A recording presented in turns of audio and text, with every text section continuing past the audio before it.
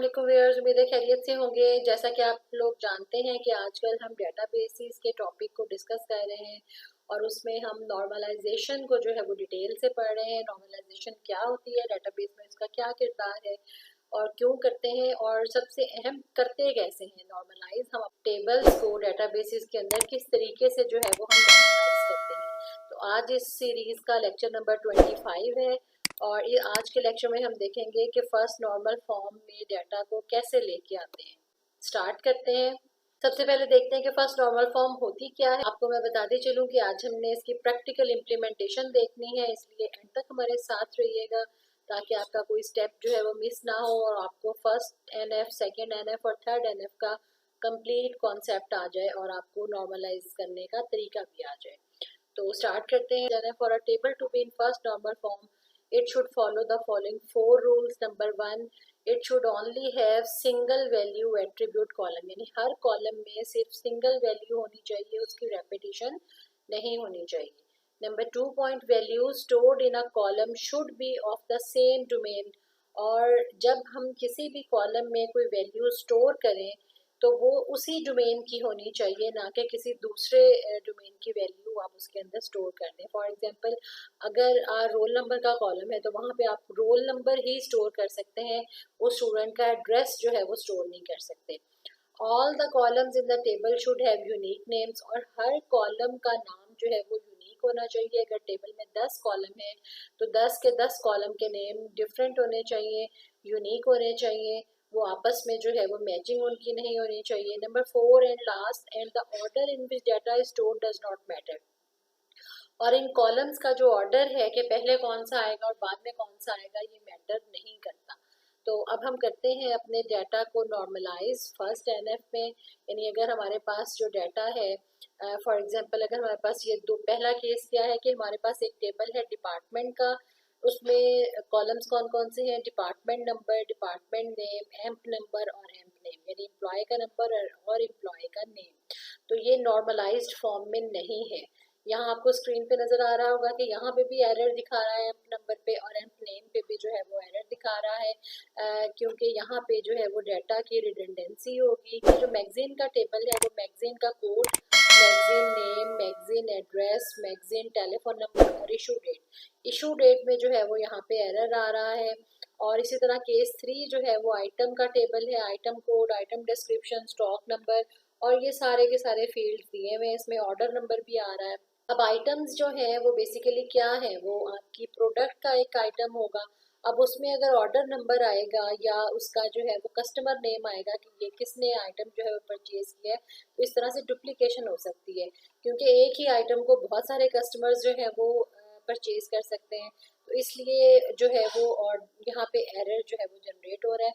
तो हम देखेंगे कि इसको हम फर्स्ट एनएफ में किस तरीके से चेंज कर सकते हैं, राइट। तो फर्स्ट एनएफ में चेंज करने के लिए आपके पास जो है, अगर हम केस 1 की बात करें, उसमें हमारे पास डिपार्टमेंट नंबर और डिपार्टमेंट नेम है, और इसी तरह से एम्प्लॉय का नंबर और एम्प्लॉय नेम है। इसकी हम रिडंडेंसी किस तरीके से, रिपीटिंग ग्रुप बेसिकली हम रिमूव करते हैं फर्स्ट एनएफ के अंदर। तो रिपीटिंग ग्रुप कैसे जो है वो इसको रिमूव होंगे, हम डिपार्टमेंट का एक टेबल सेपरेट बना दें, यानी उसमें सिर्फ डिपार्टमेंट नंबर और डिपार्टमेंट का नेम आ जाए, और जो एम्प्लॉय का टेबल है हम उसको सेपरेट करते हैं, उसमें एम्प्लॉय का नंबर और एम्प्लॉय का नेम आ जाए। और फिर आगे जाके हम जो है आपको बताएंगे कि इनका रिलेशन जो है वो किस तरीके से बनेगा। फॉरेन की वजह से बनता है, लेकिन अभी मैं फॉरेन की का कॉन्सेप्ट आपको यहाँ पे नहीं देना चाह रही क्योंकि आप कंफ्यूज हो जाएंगे। वो हम आगे चल के आपको इस लेक्चर में बताएंगे कि फॉरेन की क्या होती है, या इन दोनों टेबल्स को आपस में हम रिलेट कैसे करेंगे, कैसे पता चलेगा कि कौन सा जो एम्प्लॉय है वो किस डिपार्टमेंट में काम कर रहे हैं। तो यहाँ तक के लिए फिलहाल इतना ही कि अगर कोई इस किस्म का डाटा हो जिसमें डुप्लीकेशन का जो है वो खतरा आ रहा है, तो हम क्या करेंगे कि उन टेबल्स को डिवाइड करके, इस एग्जाम्पल को अगर हम देखें तो हमने 2 टेबल में डिवाइड कर दिया, एक डिपार्टमेंट का टेबल बना दिया। अब यहाँ पे डिपार्टमेंट नंबर भी यूनिक होगा और उसका नेम भी इसी नंबर के अगेंस्ट होगा, और इस तरह से एम्प्लॉय का नंबर जो है वो यूनिक होगा, यूनिक आइडेंटिफायर होगा, और एम्प्लॉय का नेम जो है वो इस नंबर के अगेंस्ट जो है वो, जिस तरह से आपको CNIC इशू होता है, वो CNIC जो है वो किसी दूसरे का नहीं हो सकता। इसी तरह से अगर हम इसका जो केस 3 हमने लिया था उसको अगर हम देखें तो देखते हैं जी, केस नंबर 3 का जो टेबल था आइटम वाला, item, item code, item description, stock number, item type, weight, colour, quantity, order, unit price, order number और कस्टमर नेम, इसको हम किस तरीके से जो है वो डिवाइड करेंगे, इसके हम 3 टेबल बना सकते हैं। एक हम बनाएंगे आइटम का टेबल सेपरेट, जिसमें सिर्फ और सिर्फ आइटम से मुतालिक जो है वो कॉलम्स होंगे, आइटम्स के इंफॉर्मेशन होंगी कि आइटम का कोड क्या है, उसकी डिस्क्रिप्शन क्या है, स्टॉक नंबर क्या है, उसकी टाइप क्या है, वेट क्या है और कलर क्या है। और दूसरा टेबल हम बना देंगे ऑर्डर का, कि ऑर्डर नंबर और किस कस्टमर ने वो ऑर्डर दिया, क्या क्वांटिटी उसने जो है वो जो है वो ऑर्डर की, और यूनिट प्राइस उसके क्या थे, राइट। तो इसमें जो है, और फिर उसके बाद हम इनका रिलेशन आपस में कैसे बनाएंगे कि कौन, जाहिर है यहाँ से तो ऑर्डर से तो पता नहीं चल रहा कि कौन से कस्टमर ने क्या ऑर्डर किया है, जहाँ तो सिर्फ ऑर्डर नंबर आ रहा है, कस्टमर का नेम आ रहा है और क्वांटिटी आ रही है, यहाँ से आइटम का पता नहीं चल रहा। तो उसको जानने के लिए हम एक तीसरा टेबल बना देंगे आइटम ऑर्डर का। उसमें क्या क्या फील्ड्स होंगी, ऑर्डर नंबर और आइटम नंबर। यहाँ से हम आइटम नंबर पहचान लेंगे कि आइटम जो है वो कौन सा जो है ऑर्डर किया है, क्वांटिटी ऑर्डर और उसके यूनिट प्राइस। यानी यहाँ से हम एक की इसकी उठा लेंगे, जो आइटम कोड यहाँ पे काम कर रहा है वही जो है वो आइटम नंबर होगा, और इसी तरह से ऑर्डर नंबर, ये दोनों मिल के जो है वो इसकी प्राइमरी की बनाएंगे, और फिर उसकी क्वांटिटी और यूनिट प्राइस जो है वो आ जाएंगे। तो इस तरह से हमने एक ही टेबल को 3 डिफरेंट टेबल्स में डिवाइड कर दिया, और ये आपकी ये अननॉर्मलाइज्ड फॉर्म है, और ये फर्स्ट एनएफ में जो है हमने उसको कन्वर्ट कर दिया। और उसके बाद अगर हम देखें तो सेकेंड एनएफ में क्या होगा, उसकी क्या क्या रिक्वायरमेंट्स हैं। सबसे पहले तो सेकेंड एनएफ में होने के लिए it should be in first normal form, first normal form में होना चाहिए। पीछे जो हमने रिडंडेंसी उसकी रिमूव की है, डुप्लीकेशन रिमूव की है, वो होनी चाहिए। और उसके बाद क्या होना चाहिए, it should not have partial dependency. यानी बेसिकली जब हम सेकेंड एनएफ में इसको कन्वर्ट कर रहे होते हैं तो इसमें जो पार्शियल डिपेंडेंसी है वो रिमूव करनी होती है, पार्शियल डिपेंडेंसी उसमें नहीं रहने देनी। अब पार्शियल डिपेंडेंसी क्या है उसको हम एक एग्जाम्पल की मदद से लेते हैं।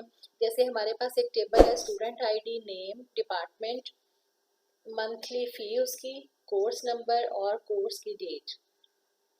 इस टेबल को हम शॉर्ट फॉर्म में इस तरीके से भी डेटाबेसेस के अंदर हम लिख सकते हैं। स्टूडेंट का टेबल है, उसमें ये स्टूडेंट आईडी और स्टूडेंट नेम है, फिर डिपार्टमेंट, ये मंथली फी, ये कोर्स नंबर और कोर्स डेट, ये वही कॉलम्स हैं जो हमने यहाँ पे इस टेबल के अंदर देखे हैं। इसको हम जो है वो किस तरीके से सेकेंड एनएफ में चेंज करेंगे, बेसिकली इसको डिवाइड करना ही मकसद होता है। सबसे पहले हम यहाँ पे स्टूडेंट आईडी का एक स्टूडेंट का हम टेबल बना देंगे, और फंक्शनल डिपेंडेंसी इसमें जो है वो कैसे रिमूव होगी, जो कोर्स डेट है वो क्या है, कोर्स नंबर, जाहिर है जब कोर्स नंबर एक नया इशू होता है तो उसकी कोर्स की डेट भी जो है वो साथ ही अनाउंस होती है। यानी कोर्स की डेट जो है वो अब इस पे डिपेंड नहीं कर रही प्राइमरी की के ऊपर, वो कोर्स नंबर के ऊपर जो है वो डिपेंड कर रही है, राइट। तो अब फंक्शनल पार्शियल डिपेंडेंसी इस पे है और पार्शियल ही इस पे है, यानी ना कम्प्लीटली इसके ऊपर कोर्स डेट की जो है वो डिपेंडेंसी है, ना ही कम्प्लीटली स्टूडेंट आईडी के ऊपर है। पार्शियल इस पे है, पार्शियल इस पे है, तो हमें ये डिपेंडेंसी जो है वो रिमूव करनी होती है बेसिकली। तो हम इसको क्या करेंगे, the functional dependency in this relation are as follows. Student ID पे क्या क्या चीज़ें डिपेंड कर रही होती हैं, नेम, डिपार्टमेंट और मंथली फी। और जो है कोर्स की डेट वो किस पे डिपेंड कर रही है, कोर्स नंबर पे और स्टूडेंट आईडी पे, यानी हाफ इस पे जो है वो डिपेंड कर रही है। इसको हम कैसे जो है वो चेंज करेंगे, फंक्शनल डिपेंडेंसी को हमने फिर कैसे रिमूव किया कि स्टूडेंट आईडी, स्टूडेंट का एक टेबल सेपरेट कर दिया और एक हमने टेबल बना दिया, उसको आप कोई भी नाम दे दें, STD CRS दे दें, यानी स्टूडेंट कोर्स दे दें, या स्टूडेंट कोर्स एनरोल दे दें। ये दो हमने डिफरेंट टेबल बना दिए। अब इसमें जो है वो स्टूडेंट आईडी और कोर्स नंबर पे ये डिपेंड कर रहा है, और स्टूडेंट आईडी के ऊपर ये वाला टेबल जो है वो डिपेंड कर रहा है। तो ये एक जो फर्स्ट एनएफ में टेबल था उसको हमने सेकेंड एनएफ में जो है वो इस तरीके से चेंज कर दिया, दो टेबल्स बना के। उसके बाद हम देखते हैं कि थर्ड एनएफ क्या होती है। और relation is in third NF if it is in second NF, यानी उसकी पहली शर्त ये है कि वो सेकेंड एनएफ में होना चाहिए, and no transitive dependency exist, और ट्रांजिटिव डिपेंडेंसी उसके अंदर नहीं होनी चाहिए।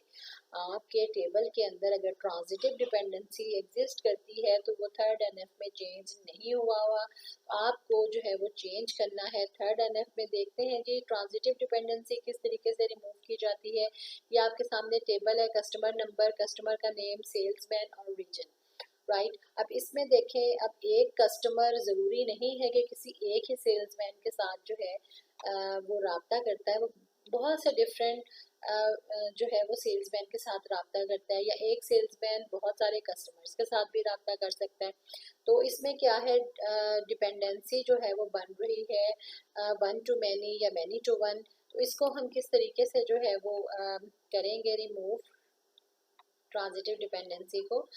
इसको हम करेंगे जी, कस्टमर नेम, ये नंबर, नेम, सेल्समैन और रीजन, इसका हमने एक टेबल बना दिया, कस्टमर नंबर और नेम और साथ सेल्समैन, और फिर सेल्समैन का जो है वो हमने एक सेपरेट टेबल बना दिया जिसमें हमने बताया कि ये सेल्समैन जो है वो साउथ के रीजन को जो है वो कवर करता है, बशीर जो है वो वेस्ट को करता है, खालिद जो है वो ईस्ट को करता है, और मुनीर जो है वो नॉर्थ। यानी ये अपनी जो है वो यूनिक आइडेंटिफिकेशन दे रहा है। इसी तरह से ये सेल्समैन का नाम हमने जो है वो डाल दिया हमने इस सेल वन के टेबल में जहाँ से वो रिलेट कर रहा है इसके साथ। तो इसके बाद हम देखते हैं अगर डेटाबेस जो है वो नॉर्मलाइज्ड फॉर्म में ना हो तो क्या होता है बेसिकली, यानी हमें क्यों ज़रूरत पेश आती है कि डाटा को नॉर्मलाइज करने की, अपनी डेटाबेसिस को नॉर्मलाइज करने की।